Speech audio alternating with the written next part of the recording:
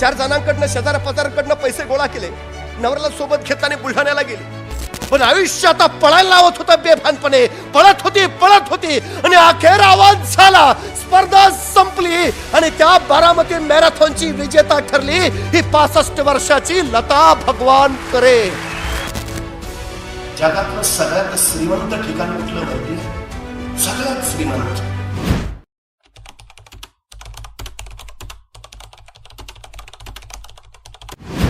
तुमची तीव्रता जेवढी जास्त ना मिळवण्याची, तेवढं तुम्हाला यश जवळ असतं. तुमची तीव्रता जेवढी कमी, तेवढं यश तुमच्यापासून लांब लांब जात राहतं. हा सगळ्यात मोठा वस्तुपाठ आहे, सगळ्यात मोठा. मी नेहमी एक गोष्ट सांगतो, इथं बुलढाणा जिल्ह्यात मेहकर नावाचं तालुका आहे. त्या तालुक्यात लता भगवान करे नावाची एक माऊली आहे. साधारण 65 वर्ष वय आहे तिचं. 3 मुली होत्या. 70चा नवरा, गरिबीशी संसार करत सगळं व्यवस्थित चाललं होतं. 3 मुलींची लग्न करून दिली. आयुष्यभर जेवढं काय कमावलेलं साठवलेलं ते सगळं मुलींच्या लग्नात घातलं. आता दोघं नवरा बायको दुसऱ्याच्या शेतात रोजानी जायचंय. जो काही रोजगार हातावर पडायचा त्याच्यातनं आपली सुखाची मीठ भाकरी खायचे. आनंदात चाललं होतं अगदी सगळं. पण अचानक नवऱ्याची तब्येत बिघडली. बायकोला काय करावं कळेना. तिथल्या सरकारी दवाखान्यात घेऊन गेली. सरकारी दवाखान्यात डॉक्टरांनी सांगितलं मोठ्या डॉक्टराकडे न्यावं लागेल. काय करावं सुचेना. 4 जणांकडनं शेजाऱ्या पाजारांकडनं पैसे गोळा केले, नवऱ्याला सोबत घेतल्याने बुलढाण्याला गेली. तिथं नवऱ्याला दवाखान्यात दाखवलं. डॉक्टरांनी सांगितलं काय आणखी तपासण्या कराव्या लागतील, पण त्याची सोय आपल्याकडे नाही. तुमच्या नवऱ्याला घेऊन तुम्हाला बारामतीला जावं लागेल. आता मात्र त्या माऊलीच्या पायाखालची जमीन सरकली. अरे आता इथपर्यंत यायला 4 जणांकडनं पैसे घेऊन आलो, आता बारामतीला जायचं कसं?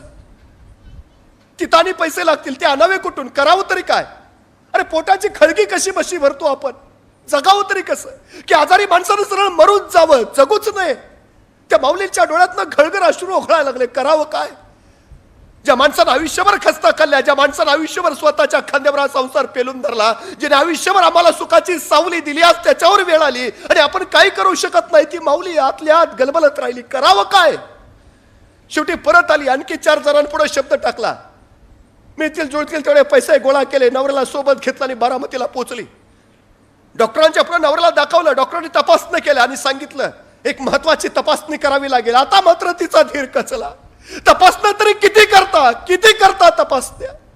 तिने डॉक्टरला विचारलं, डॉक्टर ठीक पण खर्च किती येईल? आणि डॉक्टरांनी जो खर्चाचा आकडा सांगितला, तिच्या डोळ्यापुढे दिवसा अंधारे आल्या. अरे कसं करावं तरी कसं? कुठून आणावे पैसे? न्यावं सरळ नवऱ्याला मर म्हणून सांगावं? करावं काय? काय आतल्या आत ढसढसत राहिली. बाहेर आली, त्या बाकड्यावर बसली, पदरानं डोळे टिपत राहिली. कसं करावं? काय काय सांगू नवऱ्या? जावं माघारी सरळ परत मरू द्यावं नवऱ्याला असंच?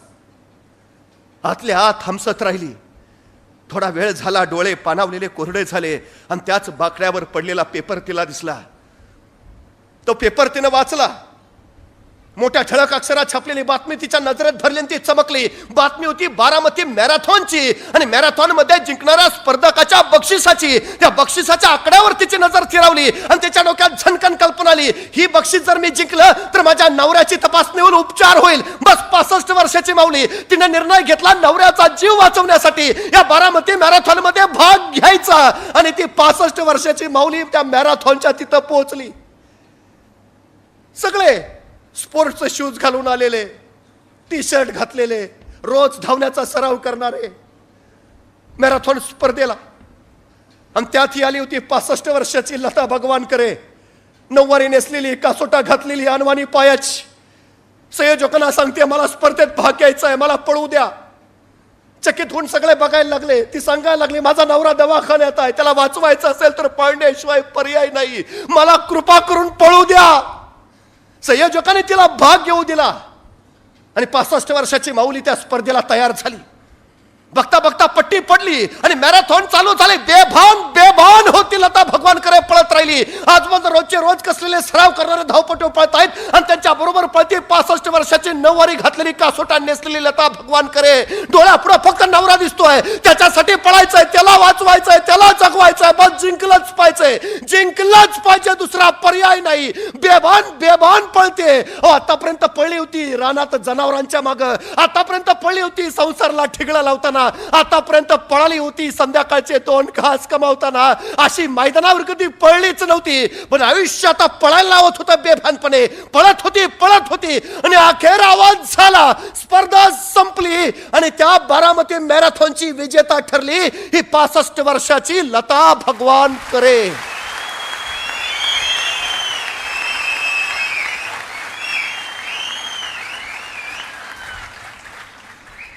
वय वर्ष 65, नऊवारी नेसलेली, कासोटा घातलेली, अनवाणी पायाची.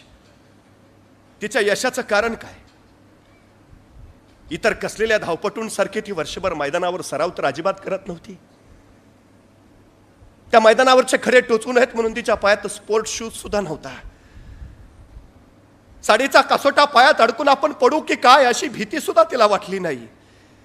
रोजच्या रोज कसलेले सराव करणाऱ्या धावपटूंच्या तुलनेत आपण टिकू शकू का हा प्रश्नही तिच्या मनात आला नाही.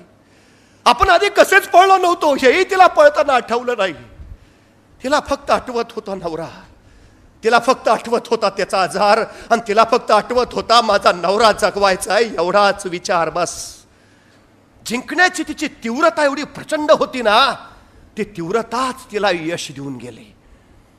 तुमची जिंकण्याची तीव्रता किती आहे याच्यावर तुमचं यश अवलंबून आहे. किती तीव्रतेने वाटतं तुम्हाला?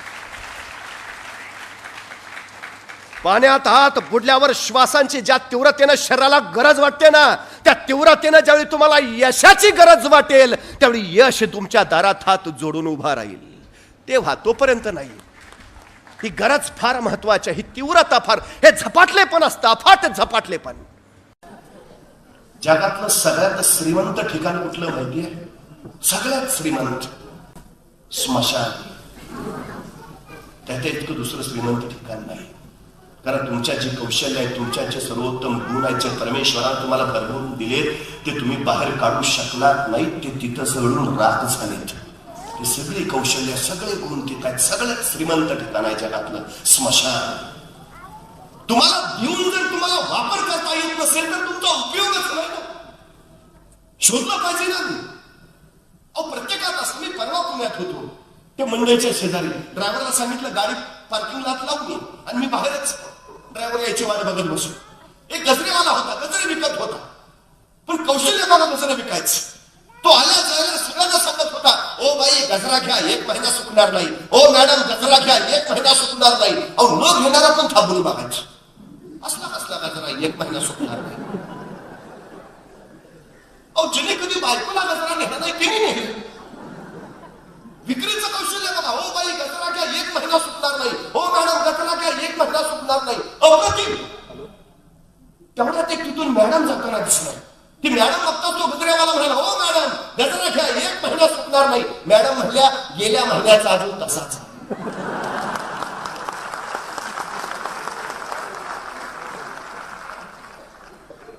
स्पर्धा वाढती, रोज नवीन नवीन कौशल्य बाहेर पडताय. तुम्ही मागची कौशल्य घेऊन बसाल तर नाही जमणार. नव्या जगाला सामोरं जाताना नवी कौशल्य तुम्हाला आत्मसात करावीच लागतील. रोज नवं तंत्र काढावं लागेल, रोज नवा मंत्र शोधावा लागेल. अहो हे कुणाला वाटणारच आहे ना. म्हणजे विक्री करायचं कौशल्य जर तुम्हाला असेल तर एखादा विकणारा आपल्याला कसा फसवतो त्याला टाळण्याचं कसब सुद्धा तुमच्याकडे असायला हवं. जे त्या मॅडमनी दाखवलं गेल्या महिन्याचा तसाच आहे. तो सुटला की मग येते. ही तंत्र आहे यशस्वी व्हायची. साध्या साध्या गोष्टी असतात आमच्याकडे. आम्हाला हे कौशल्य आत्मसात करावे लागते. एक पेट्रोल पंपावर पेट्रोल भरणारा पोर आहे. पेट्रोल भरायचं, पण येणारी जाणाऱ्या गाडीकडे बघून एक दिवस आपली सुद्धा अशी गाडी असेल अशा स्वप्नात रामायचं. एका दिवशी पांढरी शुभ्र रोल्स रॉयस नावाची गाडी त्याच्या पंपात आली. त्या रोल्स रॉयसच्या मालकाने सांगितलं टाकी फुल कर, आणि छोट्याशा पोरानं पेट्रोलचा तो पंप त्याच्या टाकीत सोडला. पांढरी शुभ्र रोल्स रॉयस बघताना करत होत्या कधीच्या स्वप्नात हरवून गेला. इतका हरवून गेला की पेट्रोलची टाकी कधी भरली, तेल कधी खाली संडायला लागलं त्याचं लक्ष नाही. पेट्रोल पंपाच्या मालकाने बघितलं, संताप वाजला, सण 2 वाजवल्या, चालू कर चाल. ते पोरग संताप मारणं म्हणून नाही, स्वप्न मोडलं म्हणून. अरे किती नुकसान करશે, चाल. ते पोरग तर दिवशी परत फिरलं, मालकाला म्हणाला, मालक जातो पण लक्षात ठेवा, इथं परत येईन ना त्यावेळी या पांढऱ्या शुभ्र रोल्स रॉयस गाडीचा मालक म्हणूनच परत येईन. ते पोरग गेलं. 30 वर्षांनी परत त्याच पेट्रोल पंपावर आला. मालकाला भेटलं. मालक ओळखलं का? तुमच्या पंपावर पेट्रोल भरायचं काम करत होतो. अरे हो हो हो, तू सांगून गेला होता 30 वर्षानंतर परत येतो पांढरी शुभ्र रोल्स रॉयस गाडी घेऊन. ती काय आली ना बाहेर उभा, ती माझीच तर.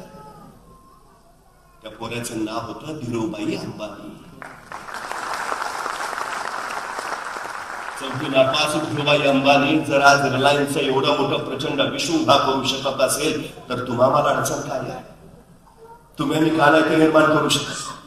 प्रयत्न तर करायला हवेत, लढायला तर हवं, झगडायला तर हवं, सुरुवात तर करायला. सुरुवात केली की वाटेवर चालला तुम्ही. अडचणी कुणाला येत नाही, कुठल्या गोष्टीत येत नाही. चालता चालता पाहिला खडे टोचतील, हो टोचतील खडे, मग खडे टोचलाय म्हणून वाट बदला, माघारी फिरा, प्रयत्न सोडा. अहो काही गरज आहे?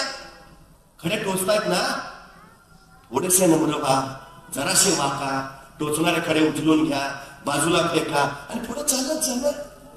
चालता चालता एखादा वाटेत मोठा दगड येईल. आता दगड अडवाला म्हणून वाट बदलू नका, माघारी तर अजिबात फिरू नका. सरळ त्या दगडावर उभा राहा, स्वतःची उंची वाढवून घ्या आणि पुढे चालत लागा.